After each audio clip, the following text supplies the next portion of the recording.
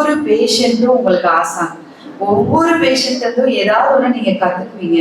கண்டிப்பா இதுல இருந்து நம்ம எல்லாரும் வெளியே வந்துதான் ஆகணும். வெக்கப்படக்கூடாது. எப்பவுமே ரெகுலரா பார்க்கணும். சீக்கிரம் கண்டுபிடிச்சா புத்துநோவு ஒரு நோவே கிடையாது. ஈஸியா 6 மாசத்துல இருந்து வெளில வந்துடலாம். கரண்ட் வச்சா இறந்து போவாங்கன்னு அவசியம் கிடையாது. சின்னதா எங்கேயாவது பரவி இருந்தா கூட அது சுத்தமா அந்த கரண்ட் தான் ஃபுல்லா நிவர்த்தி பண்ணும். எல்லாருக்கும் வணக்கம். மருத்துவத்துறையில ஃபர்ஸ்ட் போனோடனே என்ன சொல்லி கொடுப்பாங்கன்னா, ஒவ்வொரு பேஷண்ட்டும் உங்களுக்கு ஆசான். ஒவ்வொரு பேஷண்ட்டும் ஏதாவது ஒண்ணு நீங்க கத்துக்குவீங்க அப்படின்னு தான் முதல் சொல்லி கொடுப்பாங்க. சார் அதை முதல் எடுத்து வச்சு ஒவ்வொரு பேஷண்ட்டையும் கூப்பிட்டு கௌரவிக்கணும்னு நினைச்சது ஒரு ரொம்ப உன்னதமான ஒரு விஷயம். உன்னதம்னு சொன்னா புதுமையா ஒரு விஷயத்த செய்யறது எல்லாமே சார் தான் எனக்கு தெரிஞ்சு. நிறைய லைக் என்ன சொல்றது, ஃபுல்லா எல்லா திருச்சியில கேன்சருக்குன்னு தனியா ஃபுல் அண்ட் ஃபுல் எல்லா டிபார்ட்மெண்ட்டையும் ஒரு கேர் கொடுக்கறதுக்கு நர்ஸ் வேணும்னா கூட அது கூட சார் வச்சிருக்காரு. யார் வேணாலும் கால் பண்ணி எங்களுக்கு ஒரு ஸ்டாஃப் இருந்தா அனுப்பி விடுங்கன்னு சொன்னா அதுக்கு கூட சர்வீசஸ் வச்சிருக்காரு. ஒவ்வொரு டீட்டெயிலும் ஒரு பேஷண்ட் எவ்வளவு கஷ்டப்படுவாங்கன்னு அறிஞ்சு புரிஞ்சுக்கிட்டதுனால ஒவ்வொருத்தருக்கும் ஒரு டிபார்ட்மெண்ட் வச்சு அதை அவர் திறம்பட செயல்படுறாரு. கடைசி காலத்துல இருக்கிற பேஷண்ட்ஸை கஷ்டப்படாம இருக்கிறதுக்கு கூட அவர் வச்சிருக்காரு.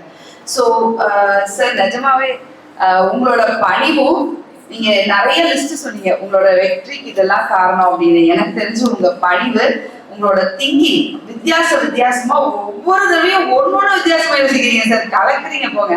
அது அடுத்தது சசிபிரியா மேம் ரொம்ப சைலண்டா இருக்க மாதிரி இருக்கும். எனக்கு அவங்க ஒரு பெருசா வெயில தெரிஞ்சதே இல்லை அவரை தெரியுற அளவுக்கு. ஆனா எனக்கு தெரிஞ்ச அங்க ஃபுல் கண்ட்ரோல் அவர் தானோ, அவங்க தானோ. சோ இந்த பேக்கிங்லாம் இருக்கிறதுனாலதான் சார் ஆனா இவ்வளவு சக்சஸ்ஃபுல்லா இருக்க முடியுது. நான் கூட திருச்சியில அங்க இருந்துட்டு இவ்வளவு தள்ளி வராரு, எப்படி எல்லா பேஷண்ட்ஸும் இங்க வர போறாங்க அப்படின்னு நான் ஒரு நிமிஷம் நினைச்சேன். ஆனா நானே என் பேஷண்ட் எல்லாம் அங்கிருந்து இங்கதான் அனுப்பி விடுறேன் அப்படிங்கும் போது அவங்க எல்லாம் இங்க வராங்க போது தன்னால அங்கிருந்து சாரோட ஸ்கில்லு, சாரோட அந்த டீம் ஒர்க், அந்த எப்படி ஆர்கனைசேஷன் இருக்கோ அதை பார்த்து வரவங்க கண்டிப்பா இருப்பாங்க. ஸோ அவங்க எல்லாம் இங்க வராங்க அப்படிங்கிறது தான் என்னோட எண்ணம். அங்க ரொம்ப சின்னதா இருந்துச்சு, கஷ்டப்படுவாங்கன்னா பேஷண்ட்ஸ்க்கு நல்ல வசதி தன்மை நிறைய கொடுக்க முடியுங்கிறதுக்காக தான் இவ்வளவு தூரம் தள்ளி அவர் வச்சிருக்காருங்கிறது நல்லா போகுது. ஒவ்வொன்றும் லைக் இன்ஸ்ட்ருமெண்ட் வாங்குறதுல கூட ஒன்னும் வித்தியாசமா இன்னைக்கு இவ்வளவு பேர் வந்துட்டாங்க போதும்னு ஒரு நாள் நினைச்சதில்ல சார். இன்னைக்கு வரைக்கும் ஒன்னொன்னா புதுசா என்னென்ன முடியுமோ புதுசா யோசிக்கிறாரு. எப்படிதான் அவரை யோசிப்பாரு? ரூம் போட்டு யோசிப்பீங்களா சார்? ரொம்ப சந்தோஷமா இருக்கு. எல்லா பேஷண்ட்ஸ் முகத்தை பார்க்குறப்ப ரொம்ப சந்தோஷமா இருக்கு. எல்லாரும் ஹாப்பியா இங்க வந்திருக்கீங்க. அந்த வரணும், மெனக்கெட்டு வரணும். நாங்கெல்லாம் மெனக்கெட்டு வரதுலாம் வேறங்க. சரி வரோம், சார் வராது, நாங்க சாருக்காக வரோம் அப்படின்னு வரோம். ஆனா நீங்க எல்லாம் வீட்டுல இருக்க வேலையை விட்டுட்டு சார் கூப்பிட்டாருங்கிறதுக்காக வந்திருக்கீங்கன்னா கண்டிப்பா நீங்க எவ்வளவு சந்தோஷமா இருந்தா அதை செய்வீங்க. சந்தோஷம் இல்லாட்டி கண்டிப்பா நீங்க செய்யவே மாட்டீங்க இல்லையா? சும்மா கூப்பிட்டேன் அவங்க என்னப்பா அவங்க சும்மா போக முடியுமா அப்படின்னு நினைப்பீங்க இல்லையா? இவ்வளவு பேர் வந்திருக்கீங்கன்னா இவ்வளவு பேரை அவரு கஷ்டத்துல மீட்டிருக்காருங்கிறது கண்டிப்பா உண்மைதான். சரிங்களா? அடுத்து முக்கியமா நான் அந்த அவேர்னஸ் ப்ரோக்ராம் சொல்லிட்டு அவேர்னஸ் கொடுக்காம இருக்கக்கூடாதுன்னு நினைக்கிறேன். முதல்ல நம்ம பிறப்புறுப்பையும் மார்பகத்தையும் பார்க்கறதுக்கே வைக்கப்படுறோம். ஒரு கண்ணாடி முன்னாடி நின்று எல்லாரும் எல்லாம் நல்லா இருக்காலும் மாசம் ஒரு தடவையாவது பார்க்கணும்னு நம்ம பிள்ளைங்களுக்கு சொல்லித்தரோமா? சொல்லித்தரது இல்லையே. நம்ம பிள்ளைங்களுக்கு சொல்லித்தரணும், எல்லாருக்கும் சொல்லித்தரணும். நம்ம பார்த்து அதுல பார்க்கறதுல கூட நம்ம கண்டுபிடிக்க முடியும். மார்பகம் புற்றுநோய் இருக்கு இல்லை, தோல் மாற்றங்கள்ல இருந்து எல்லாத்த பத்தியும் நம்ம ஃபர்ஸ்ட் பிள்ளைங்களுக்கு இதை மாசம் ஒருக்க செய்யுமா அப்படின்னு நம்ம பிள்ளைங்களுக்கு நம்ம சொல்லித்தரணும். சரியா?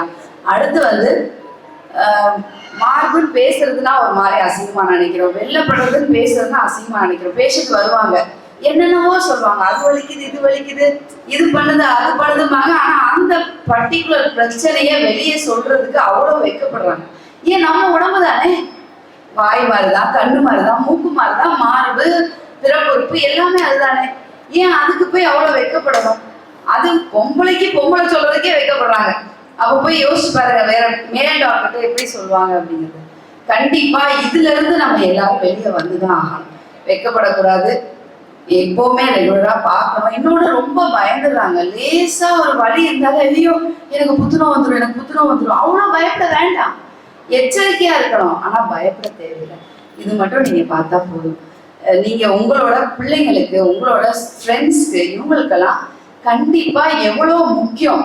நம்ம ஒரு பிரச்சனை வந்தா உடனே டாக்டரை போய் பார்க்கணுங்கிறதையாவது நம்ம சொல்லணும்.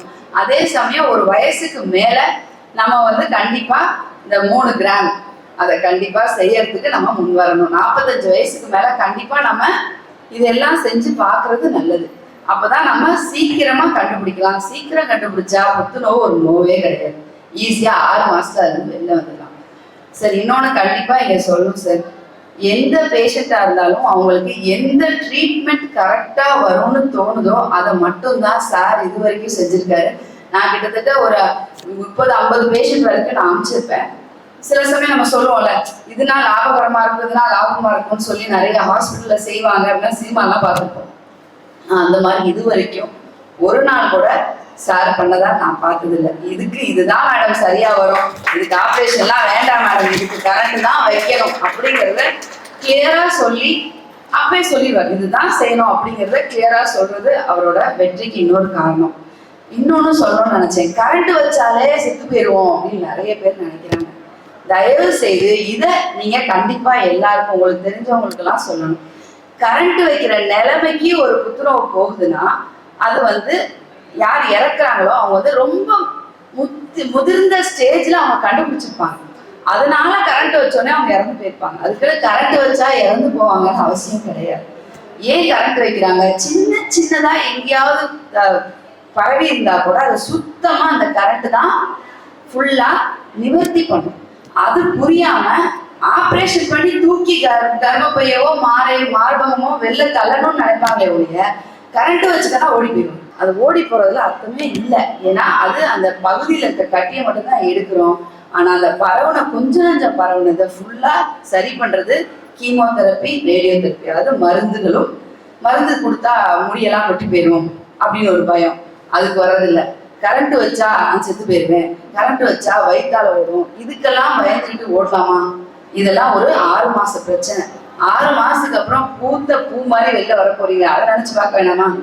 அதனால கண்டிப்பா இதெல்லாம் நீங்க பண்ணணும்.